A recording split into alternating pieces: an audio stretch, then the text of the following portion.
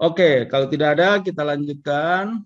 Jadi kompetensi dasar, mengetahui dasar-dasar riset operasi dan model matematis, mengetahui dan merumuskan. Ya. Nah ini ya, tidak hanya mengetahui tapi harus bisa merumuskan di kompetensi. Memahami ya, model matematis, program linear programming. Nah, untuk indikatornya, Anda harus menguraikan pengertian program linear dan memberikan contoh permasalahan yang dapat diselesaikan dengan program linear. Menyebutkan komponen-komponen program linear dan merumuskan model matematis dari suatu permasalahan program linear. Nah, ini indikator pencapaian ini nanti Pak akan ukur dalam tugasnya. Bisa tidak Anda sudah bisa 3 ini ya. Nah, maka apa itu program linear ya? Jadi ini kalau adik-adik waktu di SMA jurusannya IPA ya, IPA itu masih ya sekarang ya atau sudah berubah ya, jurusan IPA ya. Kalau Pak mereka tahun 90-an itu namanya A1. A1 itu fisika, A2 itu biologi, A3 itu IPS ya. Tapi kalau tahun 2000-an mungkin sudah berbeda ya setelah reformasi. IPA ya, apa namanya? Pilih IPA atau IPS gitu ya. Nah, itu pasti belajar mengenai program linear ya. Karena Pak waktu itu di waktu kuliah ya maksudnya ikut bimbingan belajar lah sebelum kuliah ya di Bandung. Itu pasti belajar itu ya. Satu soal Eptanas ya. Dulu Eptanas. Nah, sekarang tidak ada lagi. Sudah terbebas ya. Nah, gitu. Jadi pasti belajar program linear karena itu pasti satu soal Eptanas atau soal UMPTN pasti ada ya. Itu soalnya biasanya dalam bentuk gambar ya, gambar grafik gitu ya. Nah, apa itu program linear? Ini satu cara untuk menyelesaikan persoalan pengalokasian sumber-sumber terbatas. Jadi ini kata kuncinya ada sumber-sumber terbatas di antara beberapa aktivitas yang bersaing dengan cara terbaik yang mungkin dilakukan. Jadi ada 3 kata kunci. Sumber-sumber terbatas itu seperti apa? Nah, sekarang pertanyaannya, kalau udara itu terbatas atau tidak? Tidak, Pak. Tidak ya. Berarti dalam udara itu tidak termasuk dalam sumber-sumber yang terbatas. Kalau air? Tidak. Ya, air kalau di kota ya terbatas. Anda beli aqua gratis tidak? Anda minum di rumah. Kalau di desa masih sumber-sumber tak terbatas kan? Di sungai ada punya sumur atau punya air ledeng. Nah, itu bisa menjadi sumber-sumber tak terbatas. Tapi kalau di kota ya, itu bisa dikatakan sumber-sumber terbatas. Intinya begini, sumber-sumber terbatas itu adalah sumber-sumber yang diperoleh dengan mengeluarkan suatu resource atau sumber daya. Misalnya uang ya. Untuk menghasilkan sebuah produksi, kalau butuh air itu harus dibeli. Itu namanya sumber-sumber terbatas. Tapi kalau Anda punya sebuah usaha, tempat usaha di pinggir sungai gitu ya, airnya dipakai gratis, itu kita asumsikan sumber-sumbernya tidak terbatas. Maka nanti ada soal-soal itu, ada yang namanya asumsi. Asumsi itu berarti sumber-sumber lain tidak terbatas. Contohnya Anda misalnya memproduksi sebuah produk yang membutuhkan pengapian ya, butuh kayu bakar untuk misalnya merebus, menggoreng atau mengkukus gitu ya. Nah, itu bisa jadi kayu itu bukan menjadi sumber-sumber yang terbatas. Nah, gitu ya, itu maksudnya. Di antara beberapa aktivitas. Nah, ini kata kuncinya beberapa. Jadi kalau Anda ingin usaha, ya, Pak katakan, usahanya hanya contohnya hanya menjual suatu produk, ya, misalnya yang gampang itu menjual apa gitu ya, menjual kaos gitu ya, satu jenis kaos. Apakah itu masih termasuk program linear atau tidak?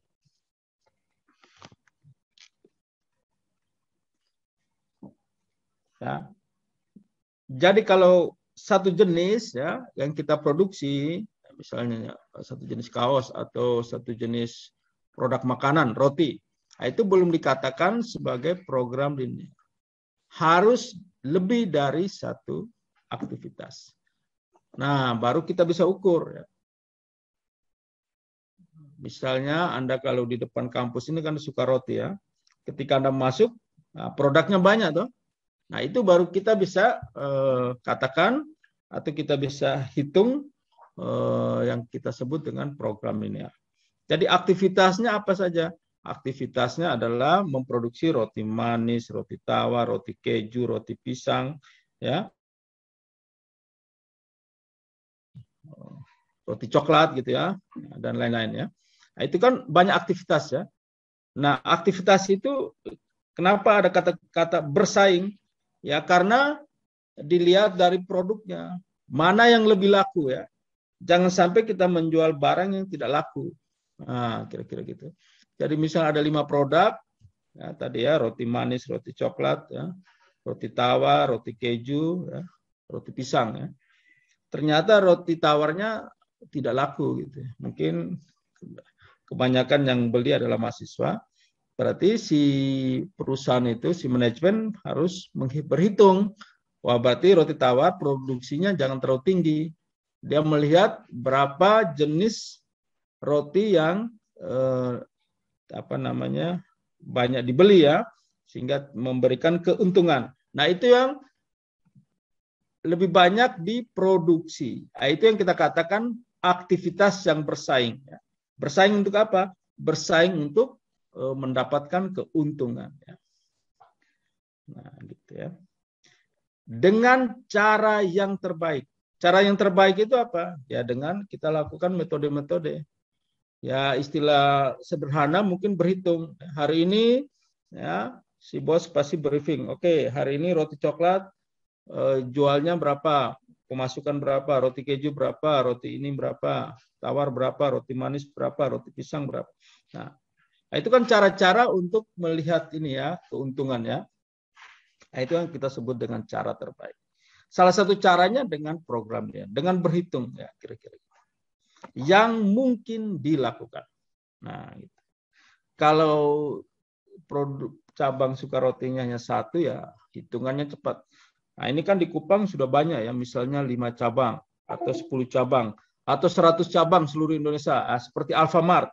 Anda bayangkan saja untuk Alfamart itu satu hari keuntungannya berapa untuk misalnya penjualan tisu seluruh Indonesia.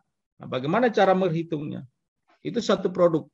Misalnya 1000 produk. Nah, bagaimana si manajemennya tahu saat ini keuntungan untuk penjualan tisu per hari ini ya di seluruh Indonesia itu berapa? Nah, tisu juga banyak jenis. Nah, itu kan pasti menggunakan sebuah program yang besar ya. Tidak hanya pakai Excel. Kalau Excel mungkin cara berhitungnya agak lama ya. Cabang 1 misalnya Provinsi NTT, cabang 1 sampai cabang 20. Wah, itu kalau kolomnya kan panjang ya. Nah, itu baru NTT, belum dari Aceh ya, dari Sumatera berapa provinsi, dari Jawa, Kalimantan, Sulawesi, Papua. Wah, kan sangat banyak. Berarti membutuhkan waktu yang banyak juga ya kalau penyajian datanya tidak bagus. Maka solusi-solusi yang diambil itu adalah menggunakan metode-metode yang kita sebut dengan riset operasi ini agar lebih cepat ya, lebih mungkin ya, cara terbaik ya, terbaik yang mungkin dilakukan. Nah, ini kira-kira kata kuncinya ya. Jadi sumber-sumber terbatas, berapa aktivitas, bersaing dan cara yang terbaik. Ini yang kita akan belajar ya secara teori, secara konsepnya di semester ini, dan kita akan mencari contoh-contoh yang dasar-dasar untuk adik-adik kerjakan dan bisa menyelesaikan. Gitu ya. Nah, kira-kira model-model permasalahan apa saja di dalam riset operasi atau science management.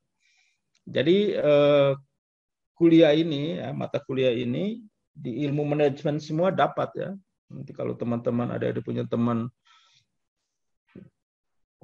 jurusan manajemen, jurusan akuntansi ya, atau teknik industri ya, itu pasti belajar ini ya. Karena pasti berhubungan dengan optimasi. Nah, jadi yang pertama itu fasilitas dan penjadwalan produksi. Scheduling ya. Ini banyak di ilmu-ilmu teknik industri ini ya. Ini banyak. Yang kedua sumber daya nasional. Nah, sumber daya nasional itu seperti BBM ya. Nah, kita bersyukur ya selama ini Presiden Jokowi ini BBM-nya belum naik ya. Harga premium, harga Pertalite ya. Itu belum naik. Itu namanya sumber daya nasional. Nah, pemerintah juga berhitung kapan dia harus naikkan ya. Misalnya naikkan listrik, naikkan air, naikkan BBM. Karena kalau tidak naik, maka pengeluaran negaranya besar. Ya. Jadi seperti premium itu kan, Indonesia ini kan paling rendah di Asia Tenggara. Coba Anda isi BBM di Singapura. Itu harganya 20 ribuan atau 30 ribuan per liter. Lalu pertanyaannya, kelebihannya ini siapa yang tanggung? Ya negara ya. Jadi setiap berapa liter itu ditanggung sama negara. Ya. Nah, kira-kira gitu. Itu yang namanya sumber daya nasional. Nah, hitungan juga pakai riset operasi. Kalau dulu Anda pernah tahu kasus apa ya? 98 itu yang kita sebut dengan kasus Senturi ya. Bank Senturi tahu? Itu Anda waktu itu masih apa ya? SD kah SMP? Belum lahir, Pak. Loh, Bank Senturi masa tidak tahu? Itu kan waktu tahun 2008 kalau tidak salah tahu. Nah, 2008 ya. Anda masih SD ya. Itu kan negara rugi 6 triliun lebih ya, 6 triliun ya. 6 triliun. Itu kan ada kebijakan karena sumber daya nasional untuk bank itu kan publik ya. Karena rugi, maka negara memasok, menggelontorkan anggaran kira-kira 6 triliun. Ya, lalu, jadilah kasus ya. Nah, itu kasus sampai di pengadilan. Akhirnya, Sri Mulyani, ya, dulu Wakil Presiden Budiono, ya, itu kan dipanggil ya ke DPR. Nah, di situ ditanyakan, kenapa pemerintah memutuskan membantu Bank Senturi gitu ya. Nah, jawabannya apa? Ya, jawabannya hitungan simulasi dari riset operasi ini. Karena kalau kita tidak bantu, maka impact atau dampak yang diakibatkan itu berhubungan dengan sumber daya nasional. Negara bisa akan kolaps atau beberapa bagian akan kolaps. Nah, kira-kira itu ya. Jadi ilmu riset operatif sangat digunakan baik di level akademik maupun di level nasional ya. Tapi tentunya tingkatannya beda-beda. Maka Pak katakan minggu lalu itu di luar negeri itu ada jurusan riset operasi khususnya. Itu biasanya kalau teman-teman adik-adik yang di jurusan matematika ya, itu mereka lebih banyak fokus ke masalah-masalah ini. Pemodelan ya. Setelah itu masalah transportasi. Ya, ini masalah transportasi kan berkaitan dengan jarak tempuh. Setelah itu berkaitan dengan muatan ya. Maka kenapa pabrik-pabrik, perusahaan-perusahaan yang itu selalu di dekat pelabuhan laut. Alasannya apa? Karena bongkar muatnya gampang. Jadi kalau di Teno, di Bolok sana kan banyak gudang-gudang gitu ya. Tidak mungkin mereka taruh gudang atau itu ada di Baun ya atau di Nakamese sana. Karena jauh, transportasinya jauh. Gitu ya. Jadi masalah transportasi itu diperhitungkan. Yang berikut adalah jaringan, network planning. Network planning juga sama, ini berkaitan dengan hubungan-hubungan antara satu entity dengan entity lain. Dan kelima ini adalah teori permainan itu riset operasi tingkat lanjut ya, game theory. Nah, game theory itu berkaitan dengan permainan ya. Kalau Anda bisa bermain catur, apa yang ada di pikiran Anda? Kalau Anda main catur dengan teman. Juan bisa main catur, Juan? Tidak terlalu, Pak. Mungkin strategi, Pak. Kalau misalkan pas main catur, mungkin strateginya, Pak, supaya bisa menang. Itu ya. Jadi pikiran kita harus menang gitu ya. Bagaimana kita memenangkan pertandingan gitu ya. Game theory. Di perusahaan juga sama. Misal perusahaan-perusahaan sejenis, ya itu juga mereka memainkan namanya game theory. Telkomsel, misal dan XL. Misalnya Telkomsel punya promo 1000 SMS gratis.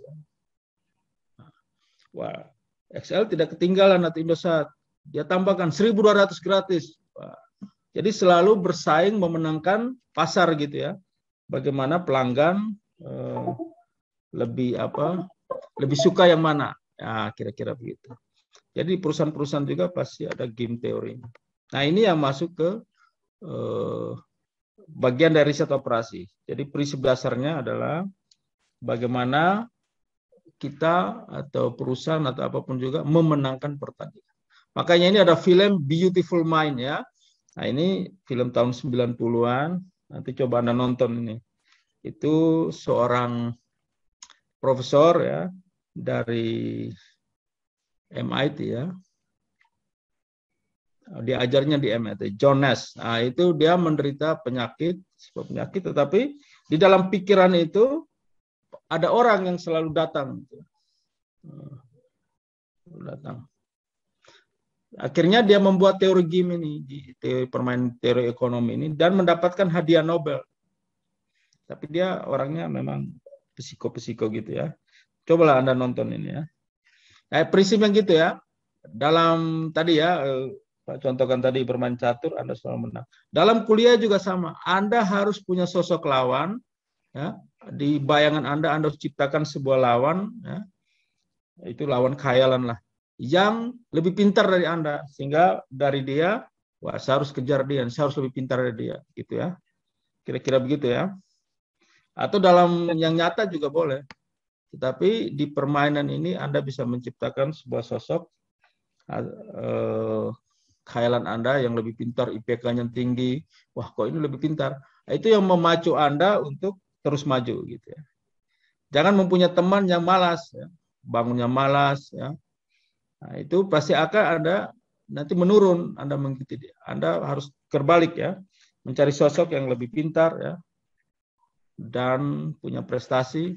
Nah, sehingga itu memacu Anda untuk mengikuti atau malah lebih dari dia. Nah, itu masuk ke game teori ya. Yang berikut, wah ini kok jadi satu ya. Tunggu ya. Ini Pak salah ini ya. Ini tadi Pak insert hingga dia akan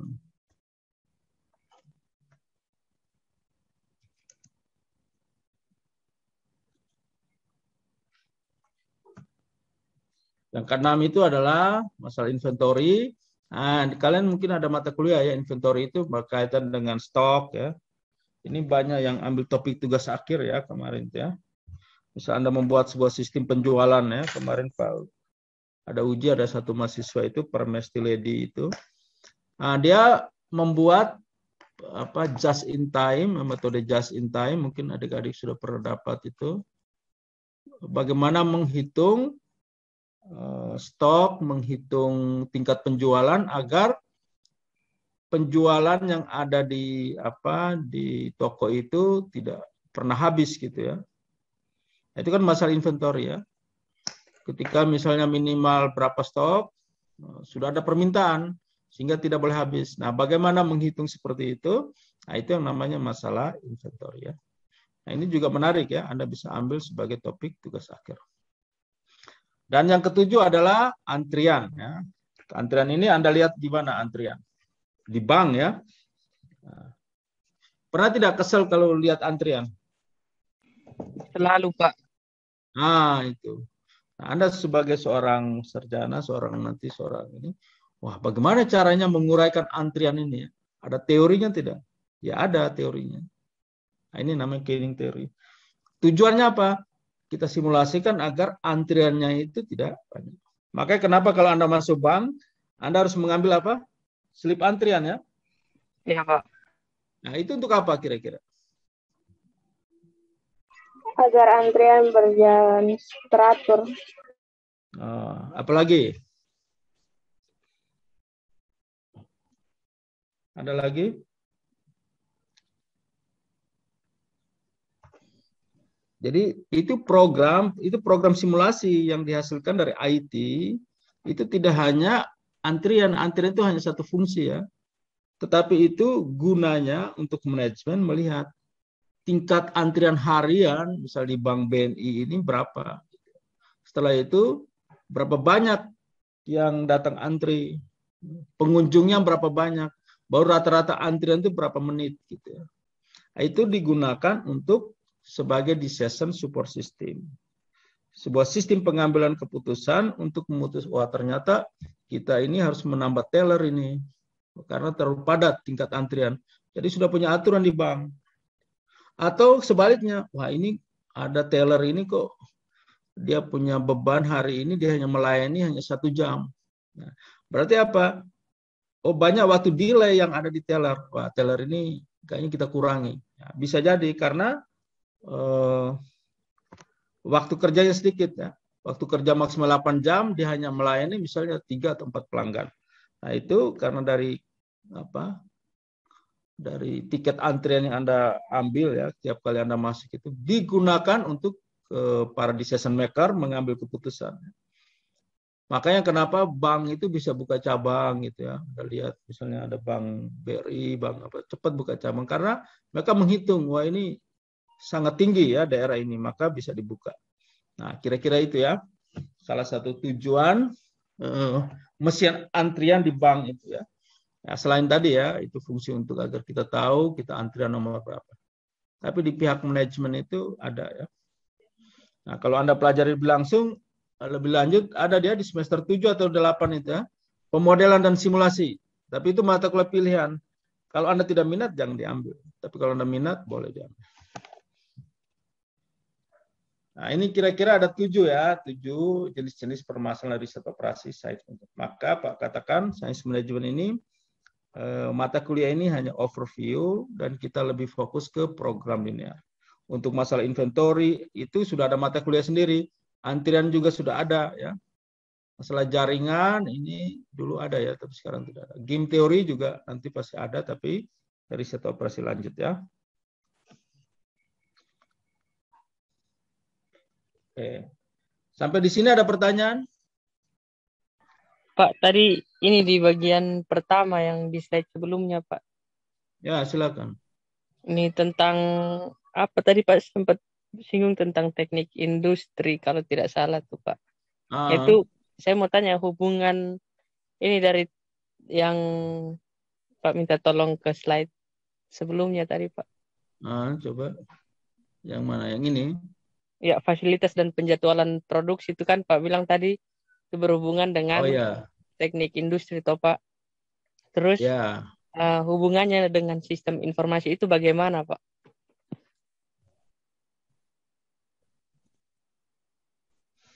Oke, jadi kalau di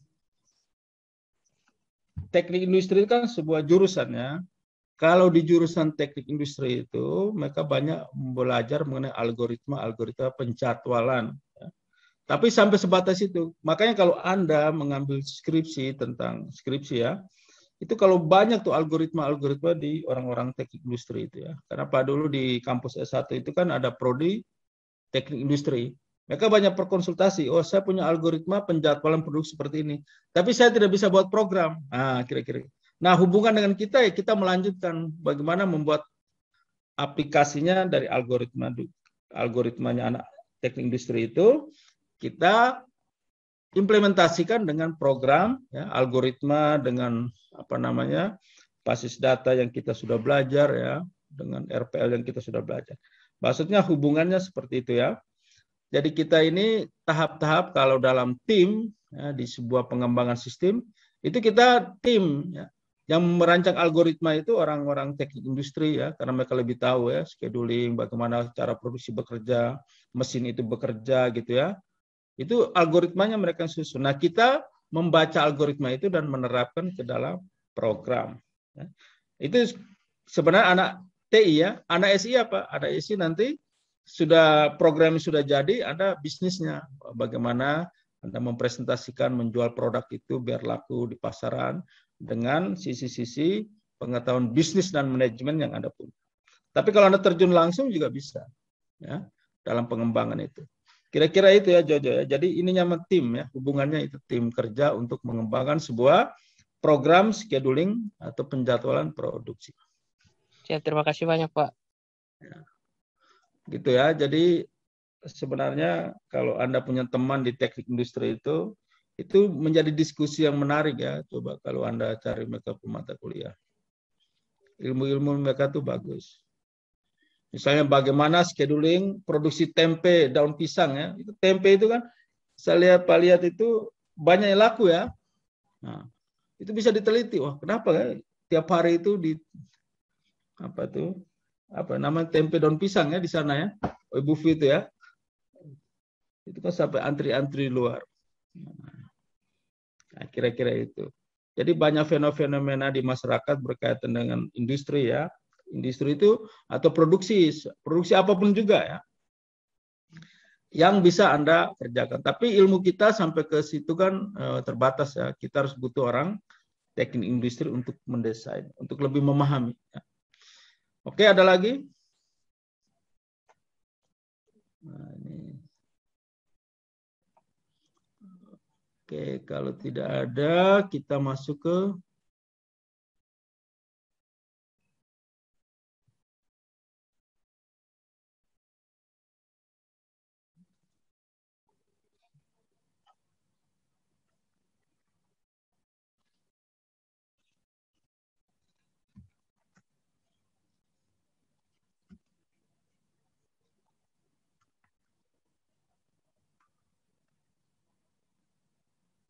Oke, sekarang langkah-langkah dari sebuah analisis sistem, ya. Jadi pertama ini secara umum, ya, kalau kita ini bedanya seorang sarjana dengan seorang yang non sarjana itu seperti ini. Langkah-langkah sistem, ya. Setidaknya kalau Anda tamat jadi sarjana, mungkin program Anda tidak terlalu, tapi setidaknya pemikiran Anda, paradigma Anda itu sudah tersusun seperti ini. Kalau Anda melihat satu masalah, Anda harus mengidentifikasi dan mempertegas. Oh, ini masalahnya apa, gitu, ya.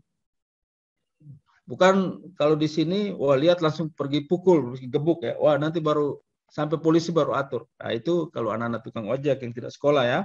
Tapi kalau Anda seorang sarjana dalam masalah apapun juga, ya, di rumah tangga Anda atau apapun juga, pertama itu harus tahu dulu identifikasi masalahnya itu apa. Ditulis, ya, diintikan, lalu pertegas. Nah, ini masalahnya termasuk masalah yang apa, gitu. Masuk ke kasus hukum atau tidak, atau diselesaikan secara kekeluargaan atau seperti apa, ya. Setelah itu nomor 2 baru mencari metode-metode penyelesaian. Nah, metodenya apa? Ada statistik, ada program komputer, ada membuat sistem informasi, atau program linear, ya, yang mata kuliah ini, ya. Atau juga simulasi. Atau kalau kasus-kasus keluarga yang umum, wah, ini masalah bisa diselesaikan kekeluargaan.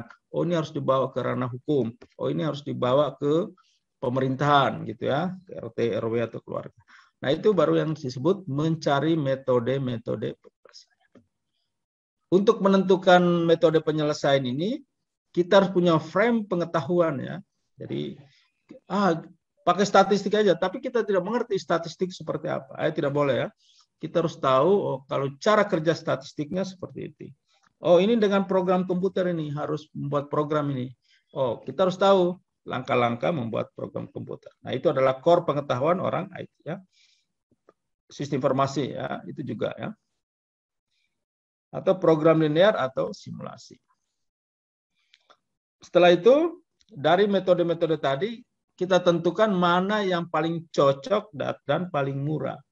Jadi, tidak selamanya masalah di dunia nyata, real problem itu harus serta-merta diselesaikan dengan program. Nah, ini yang banyak orang IT salah itu. Oh Pak, ini kita harus buat program tentang ini. Jadi saya, misalnya ada pengalaman Anda ke magang, ke desa, atau ini, harus buat program. Tidak selamanya ya. Mungkin di desa itu lebih cocok, kita harus membuat tidak program, tapi mungkin spreadsheet saja, membuat Excel untuk mereka isi data, itu mungkin lebih gampang dibandingkan Anda membuat form, membuat ini, tetapi nanti resource-nya atau harganya berat. Anda harus tiap hari turun ke sana untuk melatih ya, bapak-bapak dusun, bapak-bapak desa, yang mungkin pengetahuannya tidak terlalu tinggi mengenai komputer. Tapi kalau Anda misalnya buatannya Excel, misalnya hitung BUMDes gitu ya, itu kan hanya pemasukan, pengeluaran, saldo seperti itu kan. Nah, itu yang namanya metode yang paling cocok dan paling murah. Setelah itu, setelah kita pilih baru kita laksanakan ya. Kita melaksanakan, kita pantau pelaksanaannya seperti apa. Nah, baru dievaluasi. Evaluasi ini biasanya secara terjadwal dan terencana. Tiap bulan kita mengevaluasi. Ya, dulu angkatan 2013 kalau tidak salah ya. Yang waktu masih program KKN, nah, Pak mereka sama mahasiswa mereka ada KKN di Kabupaten Kupang, ada salah satu di Oebelo ya, di desa Oebelo. Jadi programnya dikembangkan di situ, program Tu Desa ya. Jadi semuanya itu di program komputer ya. Membuat apapun yang ada di desa, akte kematian, membuat surat pindah, kan gitu ya. Kalau kita ke desa itu kan itu ya, surat keterangan warga desa. Nah itu kan sebuah kita kembangkan di sistem komputer. Jadi anak-anak KKN dulu membuat lumayan itu. Jadi dari dana desa mereka ada dapat profit juga. Nah evaluasinya, wah tiap minggu, tiap bulan selalu ya, ada tim yang turun untuk melihat programnya ini, progresnya bagaimana, ya. Kira-kira errornya ada di mana, ya, masih dalam perawatan. Itu sangat penting ya. Jadi nanti suatu saat kalau Anda buat program, kasih ke orang, jangan ditinggali, ya. Harus cek terus ya. Ini error yang di mana. Jadi dikembangkan terus sehingga end user atau pengguna akhir itu merasa senang menggunakan itu. Jangan sampai mereka merasa sebel atau ini program ini bagaimana ini. Nah, jangan sampai seperti itu. Jadi Anda harus melatih ya, kira-kira seperti itu. Itu namanya mengevaluasi hasil. Dari hasil evaluasi ini baru dikendalikan ya. Kendalikan itu errornya banyak, kita perbaiki ya. Kalau atau sudah bagus, ya kita tingkatkan. Nah, kira-kira gitu ya. Jadi harus ada dari evaluasi, kita kendalikan, habis kendalikan, kita tingkatkan. Nah, kira-kira itu. Itu yang namanya langkah-langkah analisis sistem. Oke, nah kan mata kuliah ini kita mencari metode program linear. Nah, bagaimana metodenya ya? Nah, ini seperti ini ya. Pertama masalah nyata, setelah itu harus disederhanakan ya. Penyederhanannya seperti apa ya? Nah, contohnya seperti ini. Nah, nanti pemodelan nanti dalam pemodelannya. Pemodelan yang kita lakukan nanti pemodelan matematis. Tapi Pak saya kasih contoh. Nah, ini mungkin Anda pasti tahu ini ya. Kalau Anda misalnya masuk ke perpustakaan ya. Ya toh? Kalau masuk di perpustakaan itu kan Anda lihat apa saja ya. Misalnya ada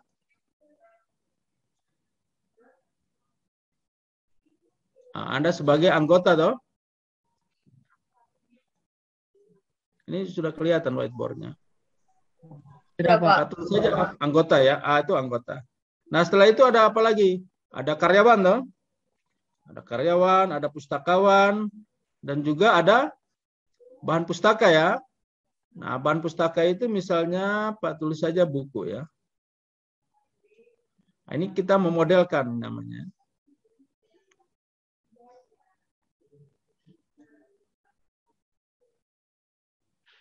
Nah, ini buku ya. Ini tulisnya karena terlalu, ini kayaknya lambat nih apa jaringan kah? Itu ya, ini buku ya. Ini kayak tulisan bahasa Rusia ini ya. Tapi tahu baca ya buku. Ah, ini anggota ya sebelahnya ya. Anggota. Aduh. Ini kelemahan kita belajar online ini ya, anggota.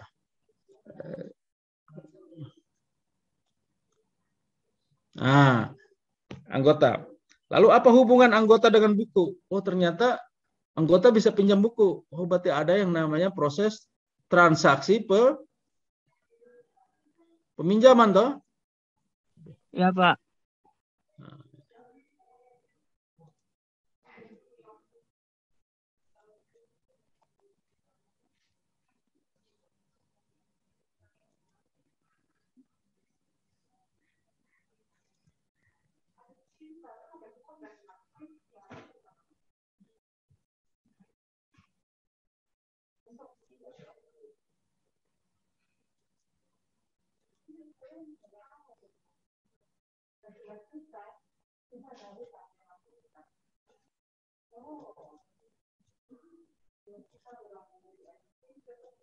Duh, ini kok jadi begini ya?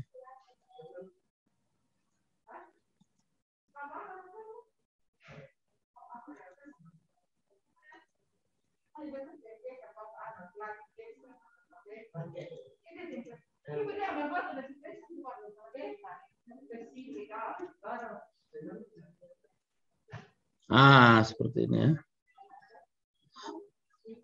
Ini nanti ada tebak. Ini setelah itu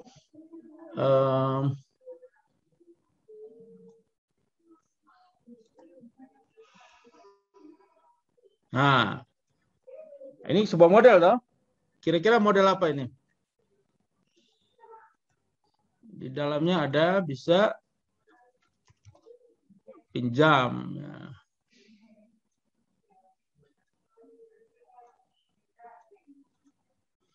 Anggota pinjam buku. Ternyata satu anggota bisa meminjam banyak buku. Oh, kita modelkan, itu kita tulis saja M. Daripada prosedurnya panjang, M saja.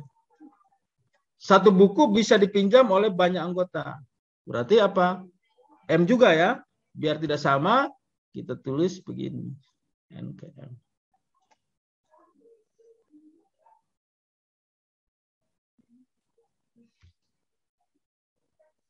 Nah, model ini kita sebut dengan model apa namanya?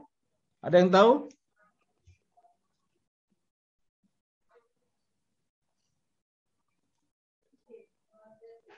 Jojo, apa ini model namanya? Tidak tahu, Pak. Oh, kan belajar basis data tuh. Ini model apa? Sudah diajarin belum model? Atau ini model yang lama. Kalian belajar sekarang kelas diagram ya. Ini cara memodelkan sebuah permasalahan. Ini sebagai salah satu contoh saja. Tapi kalau sistem perpustakaan kan tidak hanya prosedur pinjam ya, tapi ada prosedur pinjam, pengembalian, pemesanan ya. Nah, ini namanya model IRD.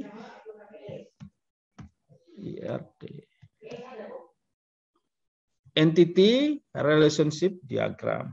Atau namanya model basis data. Ya. Nah, ini juga model. Jadi kalau Anda membuat sebuah sistem basis data, Anda harus mengetahui model ya.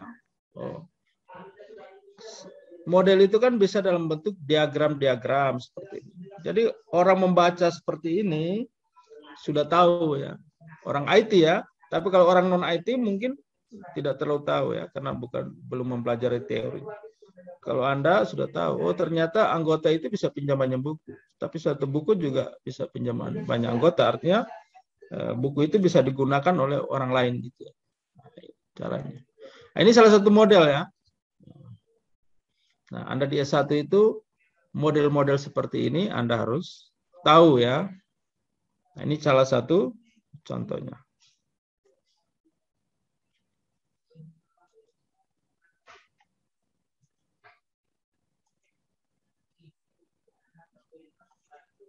Nah, tadi ya, jadi kita sudah sederhanakan masalah nyata, sudah disederhanakan. Setelah itu kita buat pemodelan. Ya. Jadi contoh tadi kita buat model, nanti di riset operasi itu juga ada model-model yang kita sebut dengan model matematika atau model program linear ya. Nanti kita akan lihat model program linear seperti apa, model matematis. Ya sederhana model matematik yang Anda belajar di matematika sains informasi kah? Atau di mana di? Misalnya Y sama dengan X kuadrat tambah 3X tambah 4. Nah, itu model matematika seperti apa itu? Ada yang tahu? Aljabar linear kok, Pak? Ya.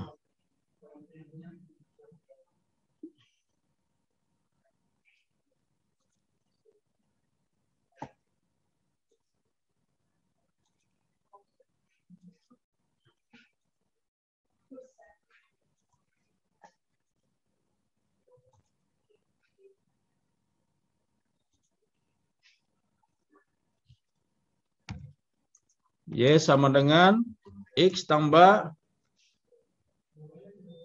2 gitu. Ini namanya model. Ada yang tahu ini?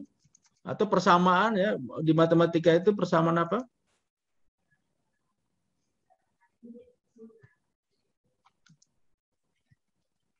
Ada yang tahu? Wah, ini semuanya bukan dari IPA ya. IPA harus ambil data dulu ini. Jurusan-jurusan IPA siapa saja? Ini namanya persamaan apa? Kayaknya persamaan linear, Pak. Persamaan apa, Meli? Atau siapa di ini? Persamaan apa? Persamaan linear ya. Atau di SMA itu namanya persamaan garis lurus kan? Ya, Pak, betul, Pak. Nah, betul ya. Kamu tidak ingat lagi ya pelajaran SMA. Gurunya Sudah masih lupa, ingat, Pak. tapi ibu gurunya masih ingat. Masih, Pak. Masih, Pak. Gitu ya. Atau pacar pertama kamu di SMA, kan ada tuh. Nah, ini model linear. Kenapa disebut model persamaan linear garis lurus? Atau bisa juga model orde 1. Kenapa disebut orde 1 ya? Anda perhatikan, karena X ini sebenarnya pangkatnya 1 ya. Nah, tapi tidak biasa ditulis ya kalau pangkat 1 ya, kuping 1. Nah, tidak bisa ditulis. Maka disebut orde 1. Lalu kakaknya ini namanya, kalau misalnya Pak tulis Y sama dengan X kuadrat ya, tambah 4X tambah 3. Ini model apa kira-kira? Model atau persamaan apa namanya? Parabola, Pak. Iya, persamaan kuadrat ya, atau parabola ya. Atau orde berapa? Orde 2, Pak. Orde 2 ya. Orde 2. Nah, lalu di kuliah ini kita belajar yang mana? Kita belajar orde 1 ya, yang namanya persamaan linear, maka disebut program linear ya. Nanti yang model-model parabola ya, ada model yang misalnya Y sama dengan X pangkat 10 ya, tambah 4X pangkat 5 kurang 3X tambah 1. Nah, ini model apa namanya nih?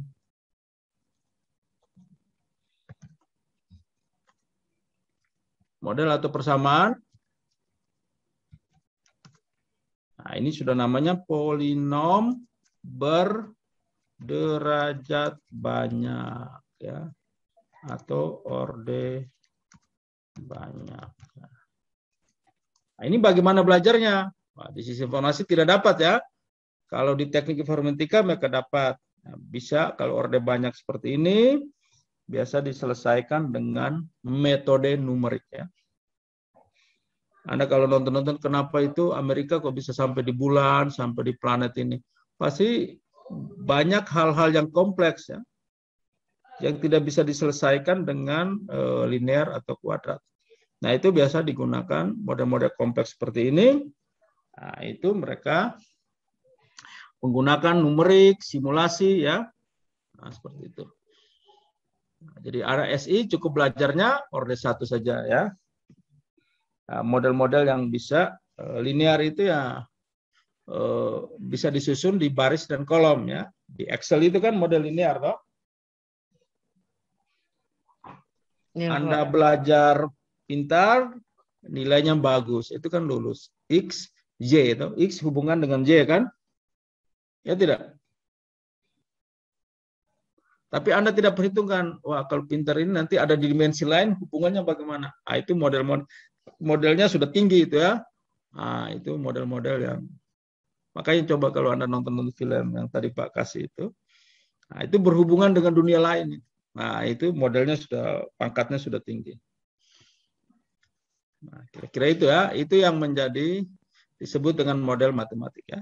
Jadi nanti model Anda ini seperti persamaan linear, namanya program linear. Jadi persamaan linearnya yang banyak gitu ya. Nah, setelah itu model matematik seperti tadi kita harus selesaikan. Selesaikan juga nanti hasilnya itu masih dalam model. Apakah langsung digunakan? Ya, harus ditafsir kembali ya. Misalnya begini ya, contohkan. Misalnya Anda ingin menghitung penjualan sepeda motor pada misalnya kan banyak Surya Motor, Kencana misalnya ya. Setelah dihitung ya dari penjualan, dari stok, ternyata dihitung kalau mau untung ya perusahaan Surya Motor itu setiap bulan harus menjual 30,5 unit motor. Kan bisa ya. Karena pesaing matematika kan bisa dapat koma ya. Itu kalau mau tetap stabil ya, karyawan juga dapat bonus bagus, gaji bagus ya. Itu penjualan sepeda motornya harus minimal 30,5 unit. Kalau di bawah itu pasti akan terjadi ini ya, masalah lah kira-kira gitu ya. Tapi kalau penjualan minimal itu maka perusahaan akan jalan stabil. Nah, lalu pertanyaannya, ada tidak motor itu jumlahnya 30,5 unit? Kalau 30 ya kan? Nah, 0,5 ini apa? Apakah hanya bannya saja atau motor tanpa ban? Nah, kira-kira begitu ya. Kan itu kan harus ditafsir kembali ya. Maka decision maker memutuskan, oke, kita berani ambil 31 unit. Kan bisa toh? Oke. Nah, kalau kita jual sampai 31 unit, maka kita akan dapatkan bonus tambahan. Atau bisa jadi pimpinan, saya tidak berani ini karena lagi masalah pandemi, ini penjualan lagi turun, peminat lagi turun ya, banyak Grab, jadi orang mau naik motor, pembelian motor mungkin akan menurun. Maka dia memutuskan, oke lah kita hanya ambil 30. Pasti juga ada risikonya. Kalau ambil hanya 30 unit, maka bonusnya bisa berkurang ya. Mungkin bonus yang tadi 100% dikurangi 50%. Karena pemasukannya berkurang. Nah, itu yang namanya penafsiran kembali. Ya, jelas ya? Setelah itu baru diselesaikan, dieksekusi. Oke, hasilnya tadi kita eksekusi, kita mau ngambil 30 atau mengambil 31. Kalau mengambil 30, resikonya seperti ini, ya, banyak pemotongan bonus, ya seperti itu. Kalau kita ambil 31, harus kerja lembur, ya misalnya. Nah, kira-kira itu ya. Lalu, setelah selesai baru dilaksanakan. Lalu kerjaan kita apa di S1 ya? Kerjaan seorang orang sistem informasi itu ya ini model matematis kalau memang terlalu kompleks sudah suruh anak-anak industri ya, teknik industri yang mengerti atau kerjasama dengan mereka buat modelnya, kita selesaikan dengan algoritma dengan komputer, kita lihat outputnya baru kita kasih ke pimpinan pihak manajemen untuk menafsirkan dan mengambil keputusan. Nah, itu kira-kira langkah-langkah atau tahapan dalam penyelesaian sebuah program linear. Ya. Nah, ini kita masuk ke model. Jadi karakteristik dari program linear tadi, ini hubungan dengan definisi tadi ya. Pasti ada variabel keputusan. Kan tadi dibilang aktivitas bersaing. Itu berarti aktivitas apa yang dipakai atau digunakan gitu ya. Nah, itu nanti dalam matematiknya disebut dengan variabel keputusan. Jadi apa itu variabel keputusan? Variabel yang menguraikan secara lengkap keputusan-keputusan yang dibuat. Nah, kalau kita bicara variabel di matematik itu, kita pasti akan menggunakan simbol ya. Nah, bisa X, bisa Y gitu ya. Itu namanya variabel.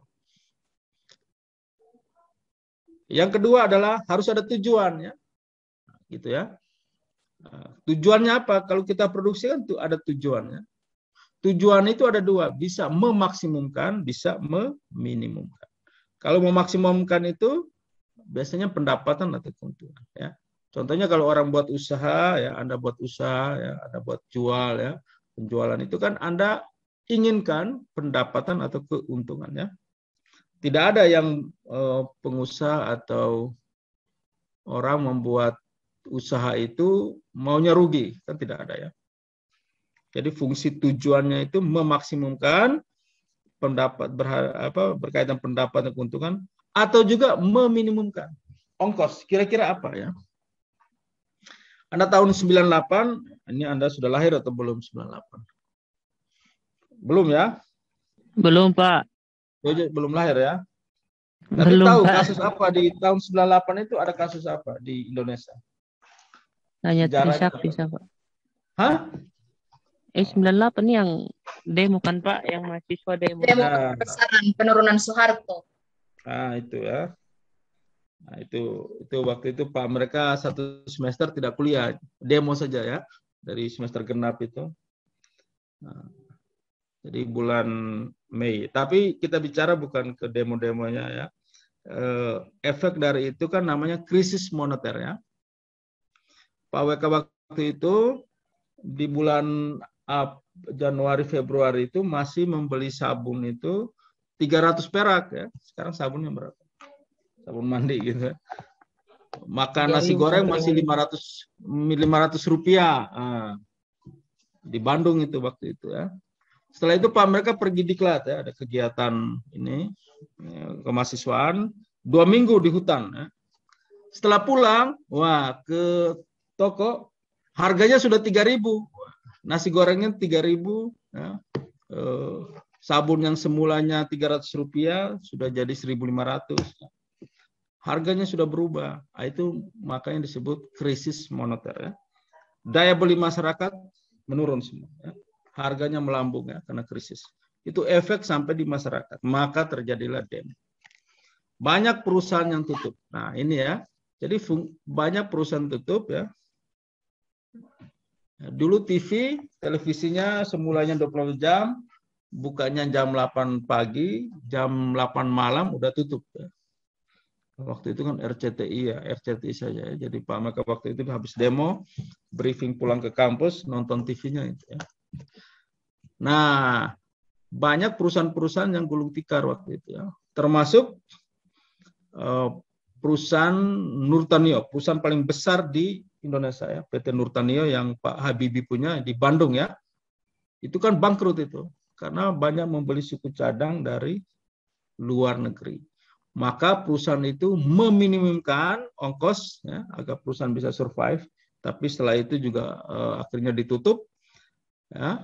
Salah satu contoh adalah mem-PHK 6.000 karyawan. Bayangkan ya.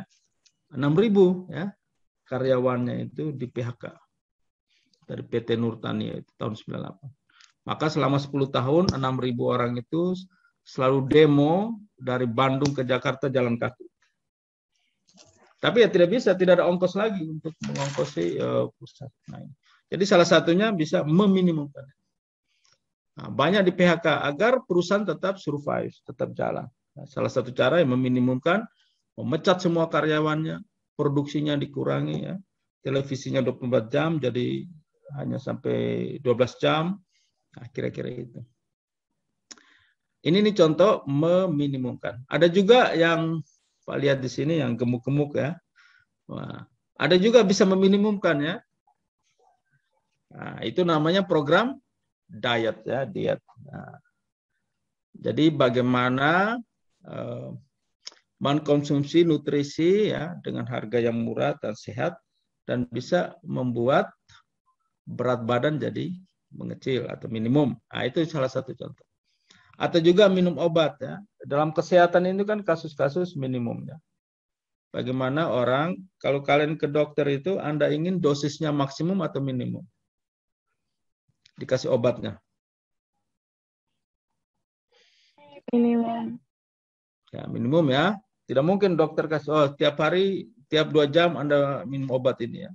Dokter akan memberikan obat yang minimum, dengan jumlah hari, jumlah minum sekian, tapi Anda bisa sembuh ya. Nah, kira-kira. Nah, itu juga termasuk kasus-kasus minimum. Oke ya, itu yang kedua, fungsi tujuan. Yang ketiga adalah pembatas. Nah, apa itu pembatas? Pembatas itu kendala yang dihadapi sehingga kita tidak bias menentukan harga variabel keputusan yang sembarang. Jadi pembatas tadi kayak air gitu ya. Kita stoknya ini berapa ini? Dan juga jangan kebanyakan stok, nanti gudangnya penuh. Misalnya suka roti, dia beli terigu, beli gulanya itu kira-kira berapa banyak per hari atau per bulan. Nah, itu namanya pembatas. Ya. Beli keju, beli ini ya, contohnya seperti itu. Kalau beli kebanyakan biasanya tumpuk di gudang kan, sedang produksinya mengurang, nah, kira-kira itu. Jadi antara stok dengan produksi itu harus seimbang ya. Itu yang kita sebut nanti inventory itu ya. Jadi pembatas ini juga ada juga yang namanya pembatas tanda ya, yang keempat. Pembatas yang menjelaskan apakah variabel keputusan diasumsikan berharga non negatif ya, atau hanya positif, atau boleh berharga positif, boleh juga negatif. Contohnya misalnya roti tadi, boleh tidak Anda stok, dikatakan Anda stok terigu itu minimal -3, boleh tidak? Kan tidak ada tuh, terigu itu -3 itu tidak ada kan. Kalau suhu boleh -3 derajat ya. Itu dingin sekali ya. Tapi kalau produksi ya kayak terigu, kayak gula untuk di stok itu kan maksimal kan 0. 0 itu artinya tidak ada ya. Nah, seperti itu ya. Itu namanya pembatas yang hanya berharga positif, tidak negatif. Tapi juga ada yang berharga positif, boleh negatif. Nah, itu kalau riset-riset operasi yang advance ya. Misalnya ya tadi ya suhu atau yang lain yang bisa tanda negatif dimungkinkan.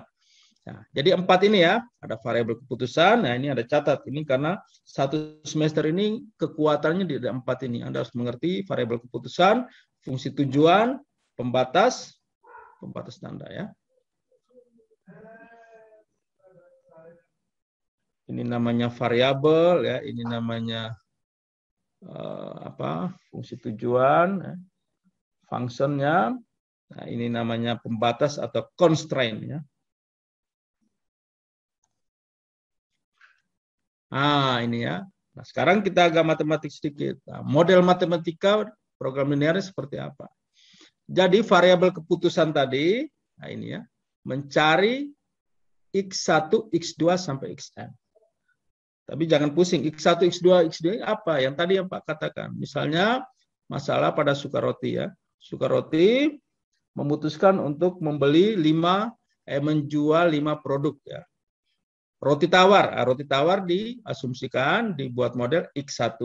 Roti manis X2. Roti keju X3. Roti coklat X4.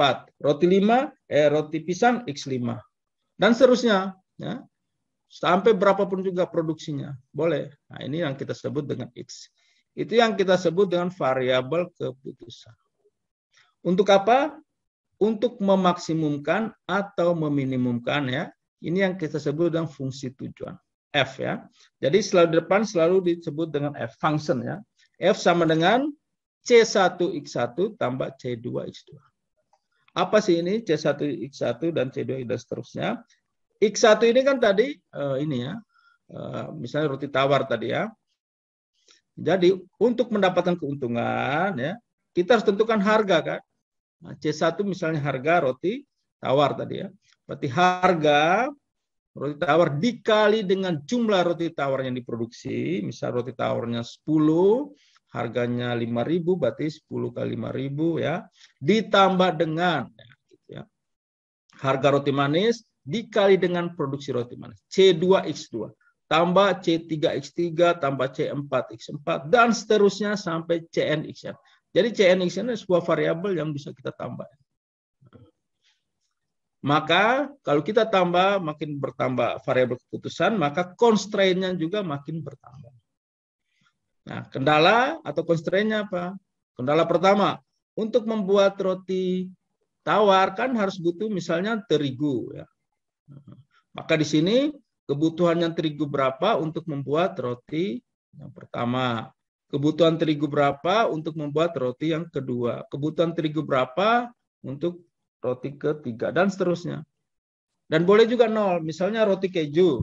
Apakah dia butuh coklat? Kan tidak. Nah, berarti ada variabel yang mungkin saja di variabel keputusan dia nol.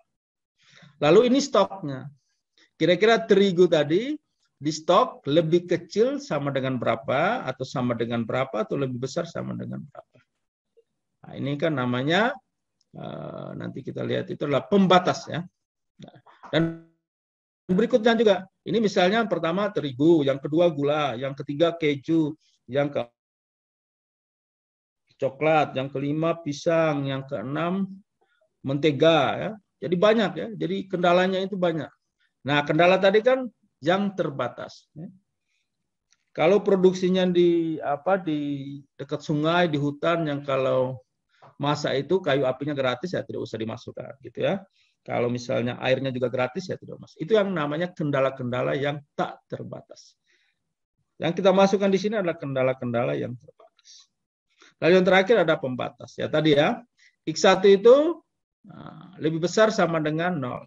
Jadi kita nanti X1 itu kan tadi roti tawar ya. Produksi minimal 0. Tidak ada produksi roti tawar itu -3 atau -2. Nah, tidak ada. Jadi kita perlu membatasi. Itu kira-kira itu ya. Nah, nanti di minggu depan bab 2 kita sudah dapat dari soal, baru kita buat model, baru kita selesaikan. Nah, maka ini tadi variabel-variabel yang tadi ya, XC, variabel-variabel lengkap ya. Yang tadi ya, roti tawar, roti manis, roti coklat, roti keju, X1, X2 sampai Xn. Fungsi tujuan ada 2 tadi ya. Kalau produksi berarti dia mencari yang paling maksimum. Kalau program diet atau kesehatan, cari yang paling minimum. Lalu ini koefisien ongkos tadi ya. CJ ya. Harga tadi ya. C1, X1, C2, X2, dan sampai Cn. Lalu koefisien teknis. Ini kebutuhan ya. Kebutuhan misalnya terigu untuk buat roti X1, kebutuhan terigu untuk buat roti X2. Ya. Setelah itu kalau ini A11, nanti A21, A31 ya. Jadi AIJ ini bergerak ya. Sampai sejauh mana sampai MN. Setelah itu ini yang suku tetap atau batas sumber. Stoknya tadi ya. B1-nya yang ada di ruas kanannya B1, B2 sampai B.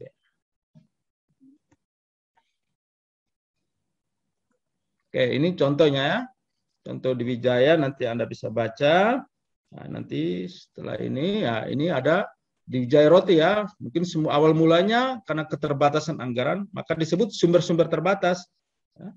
Hanya membuat 2 jenis roti. 2 jenis berarti beberapa aktivitas toh. Tidak hanya satu aktivitas, roti manis dan roti tawar. Tapi kalau ada sebuah usaha hanya membuat roti manis, itu belum masuk ke program linear ya. Nah, setelah itu untuk membuat 1 paket roti tawar di 8 kg terigu, 6 kg gula, 1 paket roti manis, 4 kg terigu, 8 kg. Ini sudah aktivitas yang bersaing ini ya dalam pembuatannya. Sedangkan bahan lain dianggap berlebih. Ya. Ini maksudnya apa? Tidak hanya terigu dan gula ya. Tiba-tiba rotinya jadi ya. Kecuali di zaman Yesus ya. Nah, apa dulu? Ikan, 1 bakul ikan sama berapa?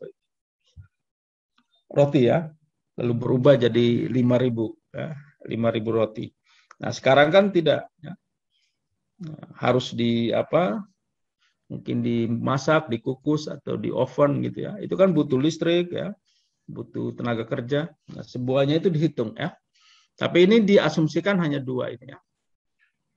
Nah, setiap bulannya terigu dibeli tidak lebih dari 320. Nah, ini berarti batas sumber tadi ya, terigu. Karena apa? Ya, karena semuanya pakai uang ya. Kalau Anda punya uang miliar-miliar, Anda boleh memborong aja terigu semua. Tapi kan tidak ya. Dan gula juga tidak lebih dari 400 ya, karena keterbatasan modal. Baru dibuat harga tadi ya. Harganya roti tawar 4.000, roti manis 5.000. Karena tujuan kita kan mencari keuntungan. Didapat dari mana? Jumlah roti yang diproduksi dikali dengan 4.000 ditambah dengan jumlah roti manis yang diproduksi dikali 5.000. Sehingga bagaimana perencanaannya? Sehingga memberikan keuntungan semakin mungkin. Kita disuruh membuat perencanaan. Ya. Nah, maka kita harus modelkan dalam program linear. Ya.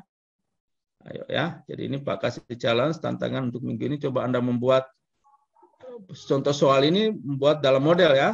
Model program linear yang seperti ini ya. Nah ini ya. Dari ini yang di SMA nama soal cerita ya. Nah soal cerita, dari soal cerita Anda buat model. Model nama program linear ya. Nah ini contohnya ya. Oke, setelah itu di asas-asas penyusunan program linear itu ada yang prinsip kesebandingan. Contohnya 32X tambah 20Y. Nah, apabila 32 misalnya ada padi, hasil padi gitu ya. Kita 2 kali lipat gitu ya. Kita harga naiknya, padi kita harga kasih naik jadi 64. Maka yang 20 ini juga ikut naik. Ini yang namanya prinsip kesebandingan. Jadi 64 ya dikali 2 semua ya. Jadi F sama dengan 64X tambah 40Y. Jadi tidak boleh naik hanya salah satu. Harus naik dua-duanya ya, atau semuanya. Ini yang namanya kesebandingan. Yang kedua adalah keterjumlahan atau additivity. Ya. Jadi keuntungan itu bisa didapat dari penjumlahan dari 32X tambah 20Y. Dapat menjumlahkan kedua-duanya. Itu boleh. Jadi kita dapat X-nya berapa, Y-nya berapa, dikalikan 32 kali X, ditambah Y-nya berapa, dikali dengan 20, baru dijumlahkan. Ini namanya prinsip keterjumlahan. Dan juga dapat dibagi. Nah, misalnya ini ya, harganya tadi 4.000X tambah 5.000X tambah 4.000. Itu kalau kita gambar grafik, koordinat misal 0, 1, 2, 3, sampai 4.000 kan terlalu jauh ya. Mungkin Anda kertasnya berlembar-lembar tidak bisa ya. Maka dibagi ya. Jadi 4.000 misalnya kita bagi dengan 1.000 hasilnya 4, 5.000 kita bagi 1.000 hasilnya 5. Jadi kalau Y sama dengan 4X tambah 5Y, nah, berarti kalau kita selesaikan dengan grafik atau selesaikan secara hitungan biasa, lebih mudah. Setelah dapat baru kita kalikan lagi dengan 1.000, kembalikan lagi. Nah itu namanya prinsip dapat terbagi atau divisibility. Oke, jelas ya? Oke, kalau jelas. Nah, ini. Wah, ini sudah selesai ini. Nah, ini tugas. Biar untuk pemahaman riset operasi, Anda buat makalah tulisan dengan tulisan tangan ya. Cukup tidak usah banyak-banyak, 1 sampai 2 halaman kertas folio. Ya, isinya sejarah riset operasi, perkembangan riset operasi dari awal sampai saat ini di dunia dan Indonesia. Ya. Setelah itu aplikasi riset operasi di era revolusi industri 4.0. Lalu bagian 4, contoh riset operasi yang digunakan dalam kehidupan sehari-hari pada saat ini. Lalu sertakan sumber referensi, baik buku, jurnal, referensi. Ya, jadi nanti Anda harus tentukan referensinya di belakang tugas ini ya. Ini tugas ini Pak akan lihat bukan masalah isinya, ya, tambah juga motivasi. Pak akan lihat, oh ini yang calon-calon lulus, ini calon-calon tidak lulus. Ya. Yang calon-calon tidak lulus pasti tugasnya kirim terlambat, setelah itu copy punya teman, salin punya teman. Ya. Maka yang Pak lihat itu originalitasnya tidak boleh sama. Ya. Jelas ya? Ini banyak referensi yang Anda ini nanti Pak kirim di Google Classroom atau Anda bisa foto sekarang. Itu yang nomor 5, coba dibaca. Sertakan sumber referensi, Pak. Nah, terus Sertakan sumber referensi baik buku, jurnal, atau referensi dari internet atau YouTube. Format referensi sesuai pedoman penulisan tugas akhir. Format penulisan seperti ini ya, nama penulis, tahun terbit, judul bukunya apa, edisi, tempat terbit, kode negara, nama penerbit ya. Contohnya seperti ini, Susanta, F 2020, pengenalan sistem penuh keputusan, Yogyakarta, ID ini kode negara Indonesia ya, CV Budi. Nah, ini buku. Kalau ditulis satu orang, kalau ditulis dua orang, ada beda lagi ya. Ini contoh-contoh ada di sebelah kanan ini ya. Nah, bagaimana kalau Anda dari jurnal? Nah, ini ada juga ya, buku saduran. Misalnya buku-buku luar negeri tapi diterjemahkan ke bahasa Indonesia. Nah, contohnya ini Rekaya Pressman. Pressman itu orang mana? Bukan orang Baum toh. Nah. Jojo, Pressman dari mana? Pressman. Kalian sudah belajar RPL belum? Rekayasa perangkat lunak. Di ini semester, Pak.